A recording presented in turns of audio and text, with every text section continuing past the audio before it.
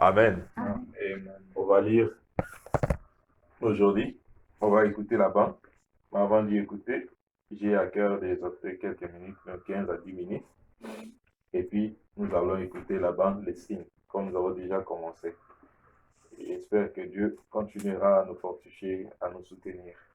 Aujourd'hui, nous allons lire dans Malachie chapitre 4.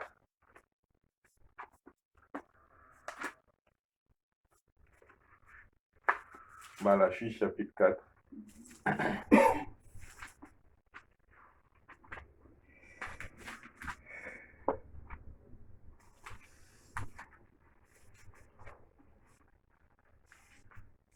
Malachie chapitre 4.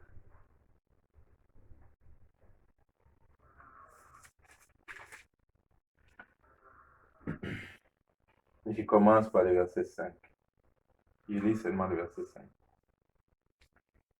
Voici, je vous enverrai Élie le prophète, avant que le jour de l'Éternel arrive. Ce jour grand et redoutable. Que Dieu puisse bénir sa parole. Amen. Veuillez vous asseoir. Si je vais exhorter ce matin, j'aimerais juste donner comme sujet le jour de l'Éternel. Vous voyez, avant qu'on puisse écouter le prophète, le message ici. Et nous voyons que Élie devait venir avant le jour de l'Éternel. Et ici, le prophète Malachie nous définit le jour de l'Éternel comme si c'est un jour grand et redoutable. Mais avant que ce jour-là n'arrive, l'Éternel a promis de nous envoyer Élie le prophète. Ça veut dire, Élie le prophète ne doit pas venir au jour de l'Éternel, mais Élie le prophète doit venir avant le jour de l'Éternel. Qu'est-ce qui est d'abord le jour de l'Éternel? Et voyons cela un peu. Dans la Bible, le prophète Sophonie, que beaucoup de gens ne lisent pas, il nous définit les jours de l'Éternel. Sophonie, chapitre 1, verset 4. Malachie a dit que c'était un jour grand et redoutable. Lui aussi définit ça de la même manière. Il dit, le grand jour de l'Éternel est proche. Ce jour grand et redoutable. Redoutable, ça dit terrible.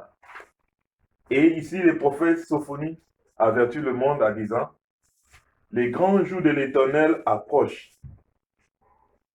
Il est proche. Et il arrive à toute hâte. Les jours de l'Éternel fait attendre sa voix. Donc le jour de l'Éternel approche.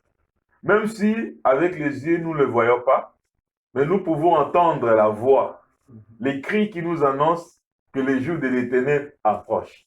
Et nous précisons toujours qu'avant que ce jour-là n'arrive, Dieu dans son plan, dans son programme, il avait prévu qu'Élie le prophète devait précéder ces jours-là. Maintenant, voyons comment le prophète Sophonie, Dieu par lui, il nous définit qu'est-ce qu'est le jour de l'Éternel. Il dit, et les héros poussent des cris des armes.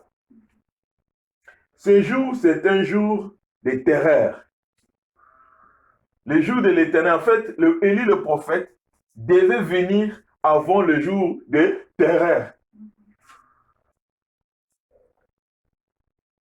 C'est un jour de fureur, un jour de détresse et d'angoisse, un jour de ravages et de destruction, un jour de ténèbres et d'obscurité, un jour de nuées et de brouillard, un jour où retentira la trompette et les cris de guerre contre les villes fortes et le tour élevé. Vous voyez là, le prophète précise les tours élevés. Et si nous vivons dans une civilisation où il y a plus de tours aujourd'hui, nous avons vu par exemple ce qui est arrivé en 2001, l'attentat de Ben Laden. Nous avons vu comment l'avion est venu percuter la tour et la tour s'est effondrée. Nous voyons aujourd'hui partout, ils ont construit des grandes tours. À Dubaï, par exemple, des tours très élevées. Je ne sais pas si l'humanité a déjà construit des choses comme ça, peut-être les tours de Babel. Mais nous voyons qu'ici, les prophètes prophétisent que des guerres viendront contre ce tour-là. Parce que, selon Malachie 4, si vous lisez, ils disent que tous les hôtels, tous les méchants seront comme des chauves. Ces jours qui viennent les embrasera. Et les justes marcheront sur le cendre des méchants. Vous voyez un peu? Donc, en réalité, Élie, le prophète qui doit venir avant le jour du Seigneur, ce n'est pas Jean-Baptiste. Parce que Jean-Baptiste aussi est Élie. Si Jean-Baptiste est Élie de Malachie chapitre 4, par conséquent, après Jean-Baptiste, c'était le jour de l'Éternel, les jours de détresse, les jours de destruction, les jours de ténèbres, les jours où des guerres s'élèvent contre le tour et contre des villes. Vous voyez un peu? Donc, ce n'est pas Jean-Baptiste. En réalité, l'esprit d'Élie est venu avant la première venue du Seigneur. C'était pour préparer le temps du Seigneur. Vous voyez un peu un chemin du Seigneur, selon ce qu'il est écrit dans Ésaïe chapitre 40. Je suis la voix de celui qui crie dans le désert. Préparez le chemin du Seigneur. Selon ce qu'il est écrit dans Malachie chapitre 3. Voici, j'envoie mon messager devant vous et il préparera le chemin devant ma face. Donc, ce messager-là était Jean-Baptiste. Et selon Luc chapitre 1, le verset 18, il marchera devant le Seigneur son Dieu avec puissance et l'esprit d'Élie. C'est pourquoi Jésus a affirmé que Jean-Baptiste aussi était Élie. Donc Jean-Baptiste était venu pour préparer le chemin du Seigneur. Mais un jour, les disciples ont posé la question à Jésus pour lui dire, je crois si je ne me trompe pas, dans Matthieu chapitre 17, il dit ceci, pourquoi les scribes disent-ils que Élie doit venir premièrement et rétablir toutes choses? Vous voyez un peu? Pourquoi ils lui ont posé cette question? C'est parce que Jésus avait pris quelques disciples, a dit que vous, parmi vous, certains ne mourront pas, qui verront le royaume de Dieu venir avec éclat et sa gloire. Qu'est-ce qui s'est passé? Jésus a pris 3 disciples, il les a amenés sur la montagne.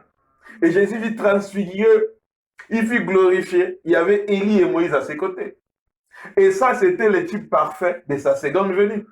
Il viendra étant glorifié. Et ils ont vu la seconde venue du Seigneur. Parce que Jésus avait dit que vous verrez cela. Certains parmi vous ne mourront pas et ils verront cela. Et lorsqu'ils ont vu cette vision glorieuse de la venue du Seigneur Jésus-Christ, Élie et Moïse, Élie représente les saints qui sont enlevés, qui revient avec lui. Moïse représente les saints qui étaient morts, qui sont ressuscités et qui revient avec lui, mais tous reviennent étant glorifiés. Maintenant, ils ont dit au Seigneur même, on nous a enseigné par les scribes et les docteurs de la loi, qu'avant que tu reviennes comme ça glorifié là, Élie doit venir premièrement et rétablir toutes choses. Jésus n'a pas nié cela. Alors que Jean-Baptiste est déjà venu, Jean-Baptiste est déjà décapité. Vous voyez? Jésus n'a pas nié, Jésus a affirmé. Il a dit, il est vrai que Élie doit venir premièrement, là Jésus parle au futur, et rétablir toutes choses. Vous voyez un peu? Et il affirme maintenant aussi que Élie est déjà venu. Là, il parle maintenant de Jean-Baptiste, de Élie de Malachie chapitre 3. Mais vous l'avez traité comme vous l'avez voulu. Vous voyez un peu? Or, Jésus, lorsqu'il est parti, l'église était renversée. Beaucoup de choses ont été renversées. La dénomination est rentrée. Vous voyez? Or, Dieu avait promis qu'avant que le jour de l'Éternel arrive, ce jour-là n'est pas fait pour le croyant. Ce jour-là ne devait pas faire trembler l'église du Dieu vivant. C'est un jour où ça doit faire trembler les incroyants, les gens qui ne connaissent pas Dieu. Pourquoi? Ça ne va pas faire trembler les croyants. C'est parce que les croyants recevront Élie. C'est parce que Élie viendra avec un message de préparation. Pour s'échapper à quoi? Pour s'échapper au jour de l'Éternel. Ces jours grands et redoutables. Vous voyez? Quand ces jours-là étaient arrivés en Égypte, les Israélites n'étaient pas, ils ne tremblaient pas. Parce que dans les camps, ils avaient reçu le prophète Moïse. Et ils avaient le signe. Malgré que le jour de l'Éternel, le fléau frappait l'Égypte, Dieu a mené le jugement contre l'Égypte.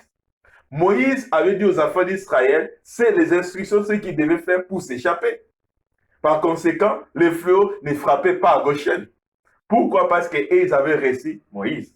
Et nous aussi, nous avons reçu également un Moïse, parce que dans Malachie dit également, souvenez-vous de la loi de mon serviteur Moïse, par lequel il vous a prescrit en oreille pour tout Israël des préceptes et des ordonnances. Donc, quand Israël observait ces préceptes et les ordonnances, que Dieu lui était apparu à Horeb, il lui avait dit d'aller dire aux enfants d'Israël, ceux qui faisaient cela avaient la vie sauve. Vous voyez un peu? Dans le jour de l'Éternel, c'était un jour terrible. Je crois que le prophète Amos également en parle. Dans Amos chapitre 5, à partir du verset 18. Amos dit ceci. Malheur à ceux qui désirent le jour de l'Éternel. Donc c'est un jour où vous ne devez pas désirer cela. La Bible dit que malheur à ceux qui désirent le jour de l'Éternel. Ils ne savent pas qu'est-ce qu'est le jour de l'Éternel. Nous avons vu que c'est un jour terrible, un jour de destruction. Et ici, le prophète Dieu dit, malheur à ceux qui désirent cela. En réalité, Dieu veut qu'on puisse échapper de ces grands jours-là. C'est pourquoi il a une voie pourvue pour l'échappatoire. Il a pourvu une voie où nous devons nous échapper. Et cette voie, c'est l'enlèvement.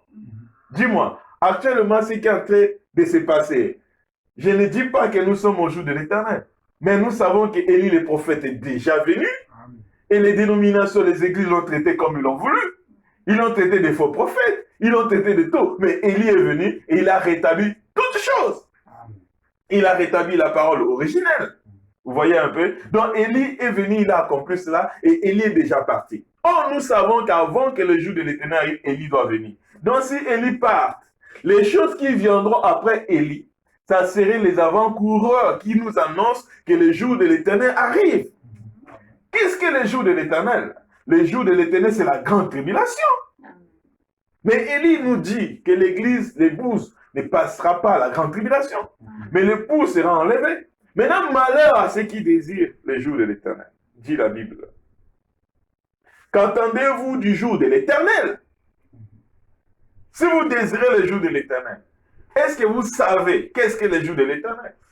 Écoutez ce que Dieu dit. Il sera ténébré et non lumière. Nous voyons que les ténèbres couvrent la terre. Il sera ténébré et non lumière. Le jour de l'Éternel qui viendra ressemblera à un cauchemar. Vous voyez, tous on a déjà fait des cauchemars. Vous savez comment le cauchemar est horrible. Écoute comment la Bible explique comment ça sera. Regarde comment ça serait comme le cauchemar. Écoute, la Bible dit, verset 19. Vous serez comme un homme qui fuit devant un lion. Le jour de l'Éternel. Vous serez comme un homme qui fuit devant un lion. Et que rencontre un ours. Vous fuyez le lion, vous voyez comme ça, c'est un ours qui apparaît devant vous. Et qui gagne sa demeure, appuie sa main sur la muraille. Et que mord un serpent. Il fouille le lion, il rencontre l'ours. Il veut escalader la muraille, il trouve le serpent et le serpent le mord.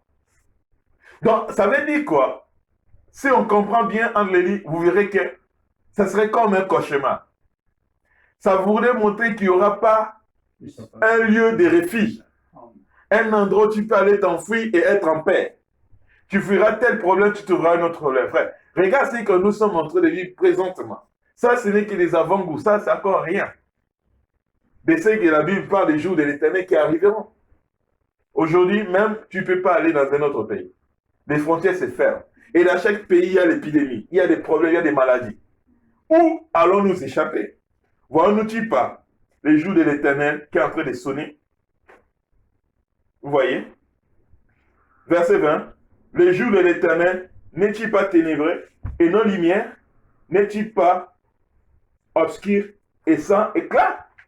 C'est ça le jour de l'Éternel. C'est un jour de ténèbres et non de lumière. Est-ce que celui qui avait amené la lumière, c'est Élie le prophète? Sur la promesse de Zacharie 14:7. Vers le soir, et la lumière paraîtra. Mais la lumière qui est apparue ne restera pas pour toujours. La lumière s'éteindra et le monde rentrera dans le chaos. Le monde rentrera dans l'obscurité totale. Le monde arrivera au jour de l'Éternel. Aujourd'hui, c'est le jour de l'homme. L'homme ne peut pas prier. Malgré qu'aujourd'hui, il y a l'épidémie, chacun reste à la maison, mais les gens aimeront rester devant la télévision. Les gens aimeront chatter sur l'Internet. Les gens ne se soucient pas de Dieu. Les gens se soucient seulement, bon, je n'ai pas de travail, je me sens ennuyé. Non. Dieu a donné une occasion au monde entier de se consacrer et de chercher la face du Seigneur. Vous voyez un peu, la Bible dit, mon peuple sur lequel mon nom est invoqué S'ils ensemble invoquent mon nom, je le guérirai. Amen. Si le pays a péché, je guérirai les nations. Mais aujourd'hui, au lieu d'inciter les gens dans la prière, d'inciter les gens dans une vie de consécration, regarde par exemple en France, peut-être ils seront un mois à la maison, mais 10 mois à la maison, qu'est-ce qu'ils feront de spécial? Les gens se plongeront plus dans le ténèbres. Oh, il n'y a que la lumière. Il y a une seule lumière que le monde doit accepter, c'est Jésus-Christ. Mais Jésus-Christ est là, il est la parole. Mais les gens l'ont rejeté. L'attitude du monde moderne nous prouve que les gens l'ont rejeté et le monde est en train de courir tout droit à l'abattoir. Le monde est en train de rentrer tout droit dans le jour de l'éternel. Le monde est en train de se plonger dans le chaos. Vous voyez? Ce n'est pas pour nous. Nous n'avons pas peur de ce qui est en train d'arriver. Parce que nous, notre espérance, nous savons que Dieu a dit au commencement, Dieu a créé le ciel et la terre. Et un jour, le ciel et la terre prendront fin. Jésus dit que le ciel et la terre passeront, mais sa parole ne passera jamais. Donc nous, notre espoir, notre foi ne se base pas. On n'a pas peur de ces choses-là. Mais on veut seulement être sûr et certain on peut s'échapper de ces jours-là. Comme c'était au temps de Moïse. Au temps de Moïse, ils se sont échappés. La voie d'échappatoire que Dieu avait pourvue pour eux, c'était d'immoler un agneau et d'appliquer les signes, d'appliquer le sang. Et ceux qui faisaient cela avaient la vie sauve. Et les signes, aujourd'hui, le prophète nous dit, c'est la vie de Jésus-Christ. C'est le sang de Jésus-Christ qui fait l'expiation de nos péchés et par lesquels nous obtenons grâce et miséricorde. Donc, celui qui refuse d'appliquer les signes, c'est-à-dire d'accepter Jésus comme son Seigneur et Sauveur personnel, d'accepter que son sang a fait l'expiation de son péché, et de chercher le baptême du Saint-Esprit dans son âme, de rejeter le message de son sang, de son temps, il n'a pas accepté le signe et ces gens-là périront. D'après ce que les recommandations de la Bible ici, dans Exode, je lis et puis nous allons mettre la bande, dans Exode chapitre 12, le verset 12. La Bible dit, et cette nuit-là, vous voyez que c'était la nuit où il y avait les ténèbres. C'était un jour de l'Éternel. Et la mort devait frapper, tuer tout le premier-né. Et les premiers-nés qui n'avaient pas de signe. Vous savez, les premiers-nés, nous sommes des chrétiens, il n'y a pas de deuxième fils. Les chrétiens, tous, nous sommes l'assemblée des premiers-nés. Quand tu dis tu es chrétien, ça veut dire que tu es un premier-né. Parce que nous tous, nous sommes identifiés à Christ, qui est le premier-né de la création de Dieu. Il est devenu nous, en fait, que nous devenons lui. Vous voyez? Et la mort qui viendra frapper, qui était venu frapper en Égypte, ne frappait que le premier-né. Mais pas tous les premiers-nés. Les premiers-nés qui étaient sous les signes avaient la vie sauve. Mais les premiers-nés qui n'étaient pas sous les signes, même si tu sois juif ou égyptien, tu devais être mis à mort. Vous voyez? Donc l'exigence, même si tu es premier-né, même si tu es chrétien, tu dois obligatoirement appliquer les signes pour avoir la vie sauve. Cette nuit-là, je passerai dans le pays d'Égypte et je frapperai tous les premiers-nés du pays d'Égypte, depuis l'homme jusqu'aux animaux, et j'exercerai le jugement contre tous les dieux de l'Égypte. Je suis l'Éternel. Et le sang vous servira de signe sur la maison où vous serez. Je verrai le sang et je passerai par-dessus vous. Et il n'y aura point de plaie et qui vous détruisent quand je frapperai les pays d'Égypte. Là, ce sont les instructions que Moïse avait reçues à son temps. Et il devait dire aux enfants d'Israël d'appliquer cela. Et ceux qui avaient appliqué les signes avaient la vie sauve.